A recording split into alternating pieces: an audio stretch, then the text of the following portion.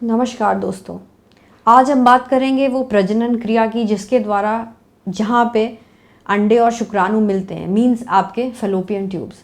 Because इसके लिए बहुत सारे क्वेश्चंस आए हैं और बहुत सारे यूज़र्स ने बोला है कि हमें जानना है कि फैलोपियन ट्यूब्स क्या होते हैं, फैलोपियन ट्यूब्स ब्लॉक होने के बाद क्या प्रॉब्लम होती है, एंड क्या मेरा एक फैलोपियन ट्यूब बंद है तो मैं खुद से प्राकृतिक तौर पर प्रेग्नेंट हो सकती हूँ नहीं।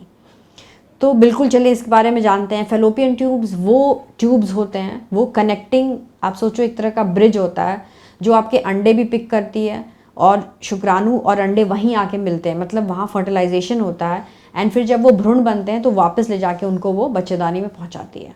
तो फैलोपियन ट्यूब का बहुत इंपॉर्टेंट पार्ट है और ये एक तरह से रिस्पॉन्सिबल होती है आपके कंसेप्शन के लिए। और क्या आप एक फैलोपियन ट्यूब से प्रेग्नेंट हो सकते हो? बिल्कुल हाँ, आप एक फैलोपियन ट्यूब से ज़रूर प्रेग्नेंट हो सकते हैं। अब चलते हैं, जानते हैं कि फैलोपियन ट्यूब अगर ब्लॉक होती है तो उसमें क्या, हमें बॉडी में क्या चेंजेस महसूस होंगे। कभी कभी पेशेंट को सिर्फ पेन महसूस होता है, पर ज़्यादातर में पेशेंट को कोई भी तकलीफ़ नहीं महसूस होती है और पेशेंट को अपने टेस्ट के पहले ये पता ही नहीं होता है कि वो उसके ट्यूब्स ब्लॉक्ड हैं। दूसरी, हमने तो ये समझ लिया कि फैलोपियन ट्यूब का क्या इंपॉर्टेंस होता है, क्या उसके किस तरह से वो प्रेग्नेंट करती है हमें। तीसरी चीज़ ये है कि हमें सबसे पहले ये देखना होता है कि फैलोपियन ट्यूब क्या अंदर में उसके कोई कचरा फंसा है, वो क्लॉग्ड है या वो बिल्कुल बेकार हो गई, मतलब वो डैमेज, क्षतिग्रस्त हो गई है। अगर वो बिल्कुल बेकार हो चुकी है, डैमेज्ड है, उसके अंदर साथ में फ्लूइड भी भरा है जिसको हम हाइड्रोसैल्पिंग्स बोलते हैं, उस केस में हमें ट्यूब निकालनी पड़ती है, ट्यूब को बंद करना पड़ता है, क्लिप करना पड़ता है, जिससे कि वो गंदा पानी अंदर बच्चेदानी में नहीं घुसे आपके आईवीएफ के पहले। और अगर कहीं क्लॉग्ड होती तो हमारे पास इस तरह के ऑप्शंस होते हैं, जैसे हम दूरबीन के द्वारा सर्जरी कर सकते हैं, हम उसको क्लीन कर सकते हैं, हम उसको ट्यूब को रीकैनालाइज कर सकते हैं। इस तरह के कुछ पद्धति हैं वो हम कर सकते हैं, पर इसके लिए बहुत ज़रूरी है कि आप अपने एक फर्टिलिटी स्पेशलिस्ट से बात करें और ये जानें और समझें कि ये जो प्रॉब्लम आपको हुई है ये कितनी क्रिटिकल, ये कितनी गंभीर है, ये आपको जानना बहुत ज़रूरी है और इस गंभीरता के लिए आपको क्या करना है।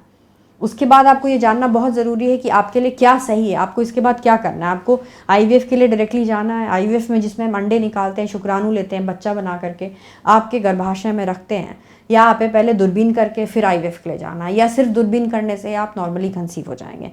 इन सब की चर्चा, इन सब की बातें होनी बहुत ज़रूरी है। इससे आपको एक कंसल्टेशन लेना बहुत ज़रूरी है अपने डॉक्टर द्वारा।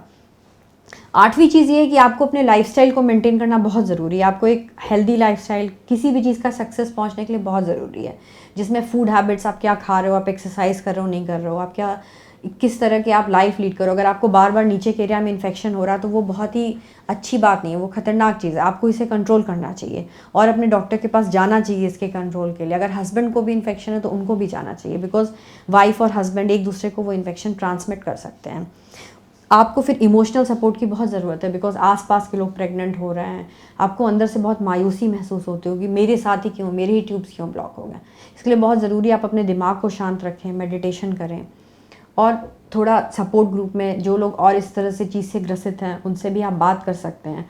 पर at the end of the day जो भी चीज़ आप डिस्कस कर रहे हो अपने डॉक्टर्स के साथ ज़रूर डिस्कस करें, क्योंकि ये चीज़ आपकी बॉडी पे एप्लीकेबल है या नहीं, ये जानना बहुत ज़रूरी है।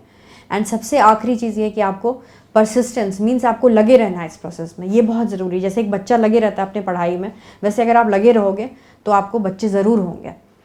इस तरह से आप अपना जो है सो अपना जो टाइम है उसको अच्छे तरह से, अपने एनर्जी को चैनलाइज कीजिएगा, तो बहुत ज़रूरी है। आज हमने एक बहुत ही इंपॉर्टेंट टॉपिक के बारे में बात किया है और आप इसके बारे में सोचें, और अगर आपको अच्छा लगे तो आप हमें एक थम्स अप दें एंड आप अदर टॉपिक सजेस्ट करें जिसके बारे में आप चाहते हैं कि हम बोलें, जिससे आपकी जागरूकता बढ़े। हम रखें आपका ख्याल।